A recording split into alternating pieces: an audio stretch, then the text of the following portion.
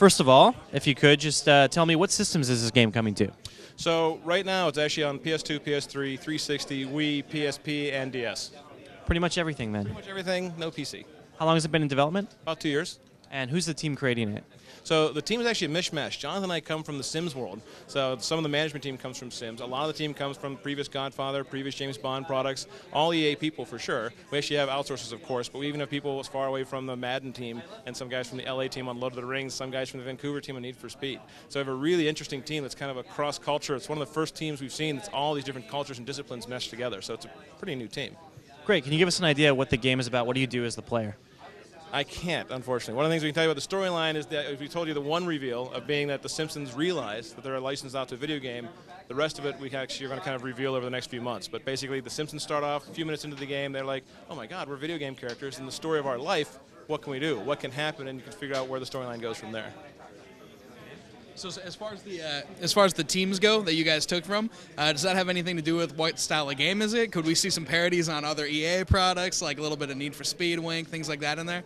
So the benefit I can tell you is that because we have such a broad plethora of stuff to look at, we can tell parody from anywhere. I mean, the Simpsons show, 400 episodes. Think about everything they're doing. Think about what tonight's, the episode for the 400th season is even about, 400th episode is about. I mean, they look at everything that's current.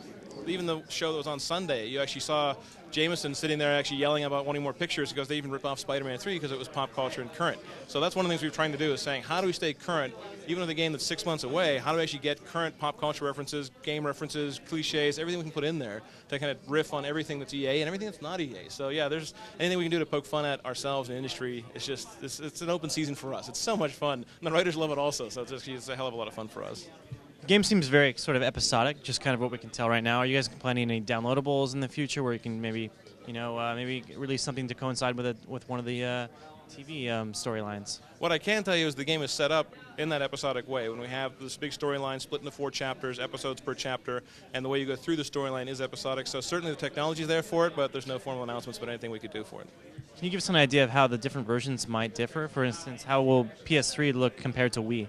Yeah, it's actually a good question. We looked at every platform and every piece of hardware and actually customized our technology and, in fact, used unique technologies for some platforms. So looking down on the PSP with this high-res VGA screen, it looks really cool. I mean, you're like, oh my gosh, I can't tell what that is. Looking at it on a Wii and a 360 and a PS3, looking at the next-gen hardware and what you can do, including the controllers, looking at how you can interact with a Wii or how you can interact with the DS, we redesigned parts of the game to fit perfectly with those platforms. So you look at it, you'll get that storyline, you get these thousands and thousands of lines of dialogue we have that are all original for the story, but you actually have different ways to play with them on the different systems.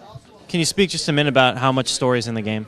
How much story? So certainly, as Matt Selman, the head writer, actually alluded to, we have over 55 minutes of linear content, meaning just storylines, IGCs, in-game cinematics, as well as cutscenes and FMVs. So we have all this stuff that just tells this incredible storyline, and that's just the cutscenes. Inside the game itself, the characters are always talking to each other. So when you actually go into Springfield, I'll reveal that too, there's a Springfield you can run around in kind of like a hub world. There actually are all the people from Springfield there, and they're talking to each other. They're just kind of wandering around as citizens you can play with and interact with. So there's this massive amount of content that is side stories and little side stories and little side missions and pieces of history. I mean, we call it an interactive fan museum. The idea that you go there and you say, oh, I've been to this place, or I've been inside of that tavern, or I know it should be there, or that looks like a crusty sign. And seeing all this stuff, we just know fans are going to love trying to find all the things we've buried inside this game for them. Now you talk a little bit about parody in the games. I'm kind of interested as far as like inspiration goes. What kind of things we're already seeing a little bit in the demo? It seems like you've got the good like kind of hop-in co-op that's maybe taken from like Lego Star Wars games of that nature.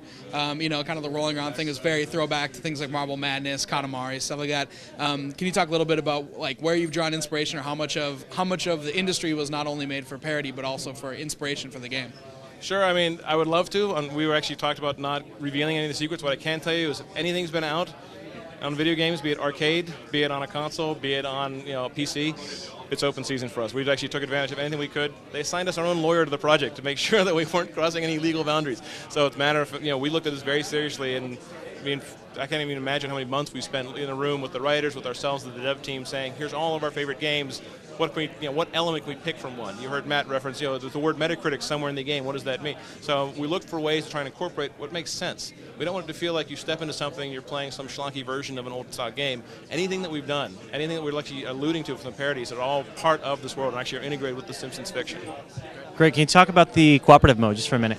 Sure. The biggest thing, like I said from the beginning, was looking at it's a family show. We want this to be a family game. There's been a huge popularity, and you guys know the games better than I even do probably, of what's out there right now. You want to jump in and play co-op.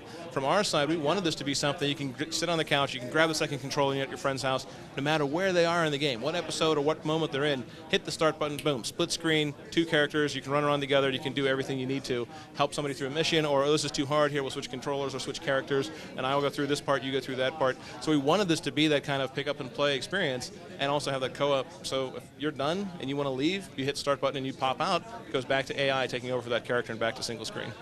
Is this game going to have, say, online cooperative mode? So right now we are not planning for online. It's a matter of cooperative on what we call couch play. So you can sit on the couch and play together on the same screen. Okay. And who can we play as in the game? I think you revealed 4 today. Are there going to be more playable characters? Right now we're focusing on you playing as the Simpsons family. I mean, Maggie actually is playable as well, so I didn't mention her specifically. She doesn't have necessarily a dedicated episode for her to play in, but the 4 main family members plus Maggie, so all 5 of them. Okay. Unless you guys have anything else, I'd just like to sum it up with why do you think people should be excited about Simpsons?